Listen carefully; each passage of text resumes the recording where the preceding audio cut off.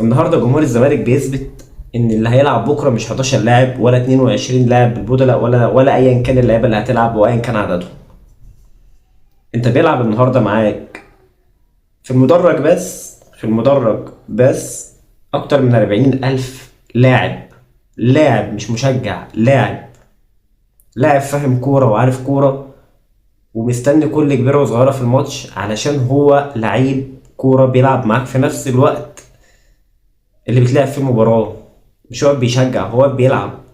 انت مش مدير فني واحد بس واقف على الخط ولا جهاز اداري، احنا اكتر من 40 مليون مدير فني وجهاز اداري ورا النادي ده في ماتش بكره وفي كل ماتش.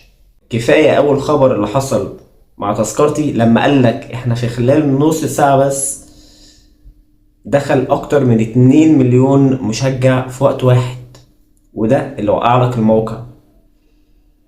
في خلال نص ساعه او اقل يخش اكتر من 2 مليون مشجع، كله عايز التذكرة، كله قاعد مستني، كله بيدوس مع بعضه في لحظة واحدة.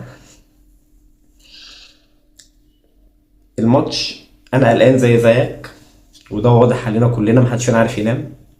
اعتقد يعني احنا كلنا قاعدين بنحط في خطط وفي سيناريوهات، وان المفروض كابتن معتمد يعمل ايه والمفروض مين يلعب، والماتش صعب علينا احنا شخصيا، فالله يكون في عون الناس دي كلها اللي هتلعب بكره، الله يكون في عونهم وربنا معاهم وان شاء الله موفقين. بس بجد الجمهور هو أمتع حاجة في كرة القدم. الجمهور هو أفضل حاجة في اللعبة دي، بآراء اللي متفق بيها معاك وآراء اللي مختلف معاك فيها، وكل رأي بيتقال وكل كلمة بتتقال طالما هي كويسة.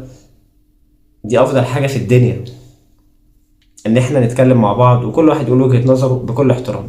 فطبعا كمية القلق اللي إحنا فيها دي هي المعتادة لجمهور نادي الزمالك في أي بطولة، في أي ماتش، وفي أي مناسبة بتخص نادي الزمالك، لأن إحنا كلنا على قلب رجل واحد، كلنا بنبقى نفسنا في الماتش ده، كلنا بنلعب الماتش ده، اللي قاعد في البيت واللي قاعد على القهوة واللي قاعد بيتفرج في أي مكان في الدنيا على نادي الزمالك هو مشجع زملكاوي بيتفاعل مع كل كورة.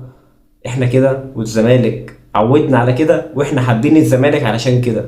فبإذن الله إن شاء الله ربنا يرضينا بالماتش، وبإذن الله نكسب الماتش، وبإذن الله كلنا نفرح وننزل نتبسط مع بعض قدام نادي الزمالك ونعمل أحلى احتفالات زملكاوية ونشوف أجمد ناس على الكوكب ده بتشجع كورة، وبإذن الله ننام مبسوطين كلنا.